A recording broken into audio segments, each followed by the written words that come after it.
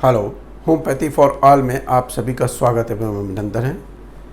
पिछले दिनों मैंने आपके साथ इन्फ्लुएंजा की जानकारी साझा की थी।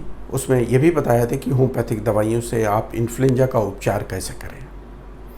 लेकिन इन्फ्लुएंजा की बात की जाए और उससे होने वाले कॉम्प्लिकेशंस की चर्चा न की जाए तो बात अधूरी रह जाती है। आज के इस वीडियो में हम पोस्ट इन्फ्लुएंजल कॉम्प्लिकेशंस के बारे में आपसे चर्चा करेंगे और उनके होम्योपैथिक उपचार के बारे में भी आपसे विधिवत बात करेंगे।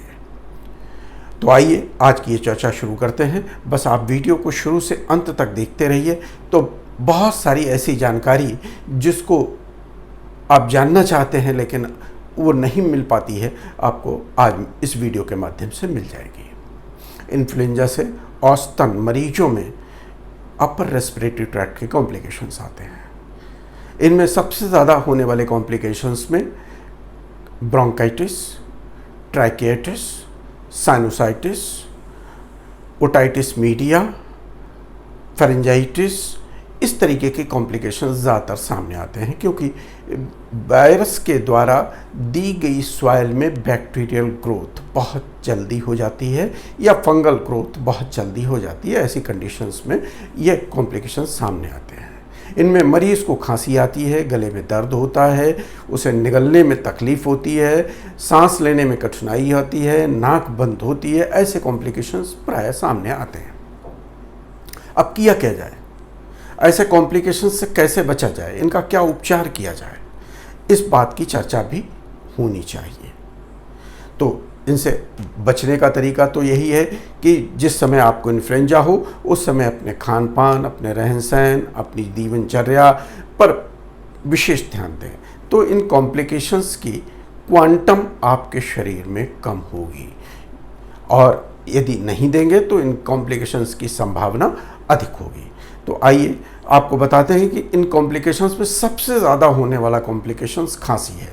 खांसी से मरीज़ों को लगभग 3 से 15 दिन तक बहुत तकलीफ़ होती है और ख़ास तौर से बच्चों में इस खांसी के कारण बहुत ज़्यादा कष्ट होता है और बच्चों की खांसी से उनके माता पिता बहुत परेशान होते हैं। इसी तरह बुज़ुर्गों में भी पोस्ट वायरल कॉम्प्लिकेशंस में ब्रोंकाइटिस और ट्रैकियाटिस के कारण बहुत ज़्यादा तकलीफ़ मरीज़ों को होती है।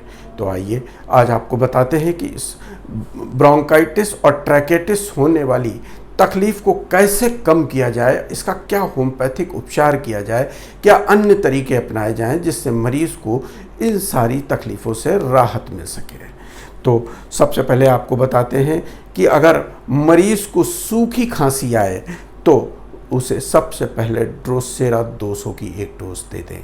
ड्रोसेरा की एक डोज, बस सिर्फ एक डोज, दूसरे दिन उसे किसी तरह की कोई डोज देने की ज़रूरत नहीं। ड्रोसेरा 200 की एक डोज देने के बाद उसे ब्रायोनिया से फॉलो अप करें। ब्रायोनिया की 30 पोटेंसी सबसे बेहतर रहती है। अगर एक दिन में खांसी कम हो जाती है तो बहुत अच्छा है, अगर नहीं कम होती है तो दूसरे दिन आप हीपरसल्फ 30 की 4 खुराकें प्रतिदिन के हिसाब से 2 दिन तक फॉलो अप दें। हम उम्मीद करते हैं ज़्यादातर मरीजों में इतने प्रबंधन से, इतने मैनेजमेंट से खांसी ठीक हो जाएगी।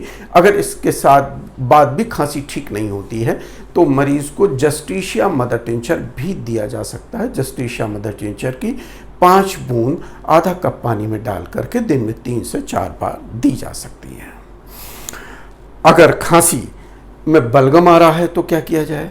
खांसी में अगर बलगम आ रहा है तो cuprum metallicum 1 dose high potency में दे दें और फिर उसी तरह दूसरे दिन भी हाई पोटेंसी में यानी कि 200 या 1000 में अगले दिन भी 1 खुराक दे दें। ठीक वही पोटेंसी तीसरे दिन भी 1 खुराक दे दें।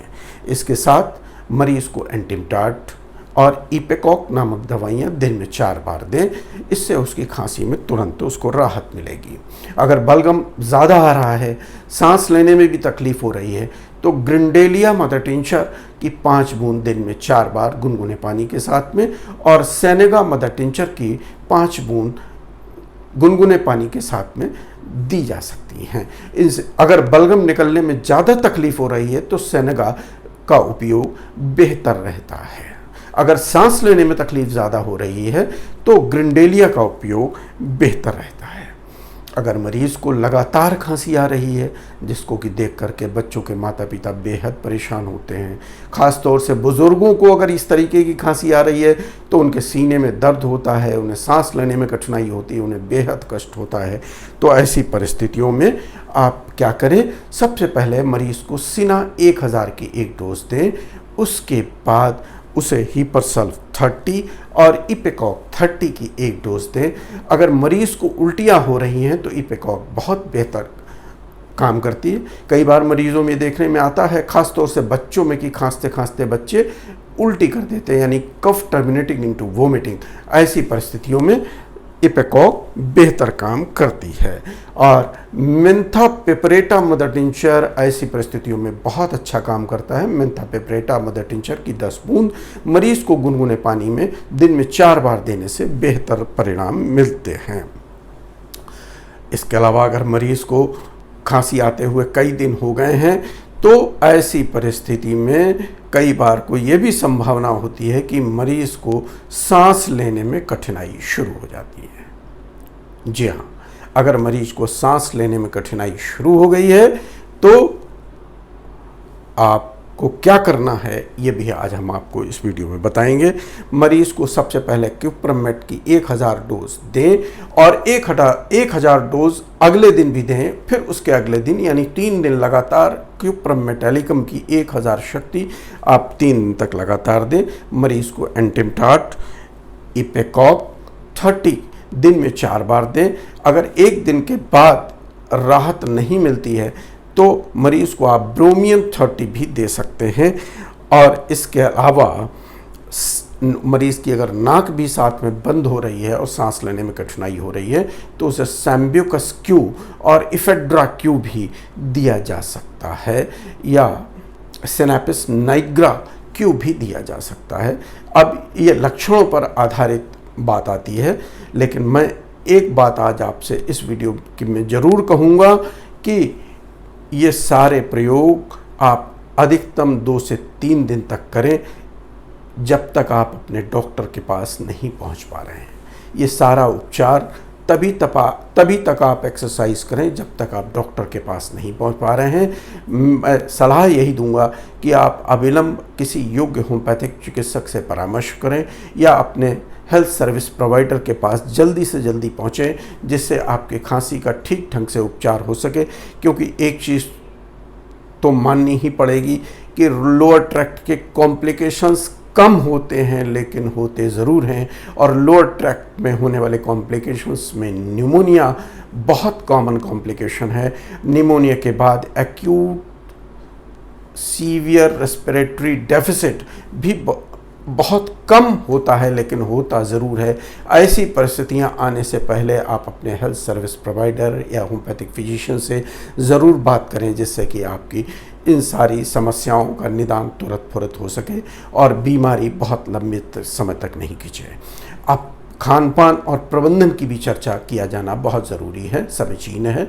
क्योंकि खान पान कैसा होना चाहिए ऐसे मरीजों को ठंडी चीज़ों से परहेज़ करना चाहिए, उन्हें फलों का रस, दही इत्यादि से परहेज़ करना चाहिए। नियमित रूप से ऐसे मरीजों को भाप लेनी चाहिए और गर्म पेय पदार्थ के साथ साथ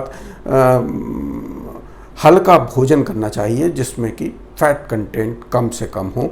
और प्रायः ऐसे मरीजों को विश्राम करने की सलाह भी दी जाती है।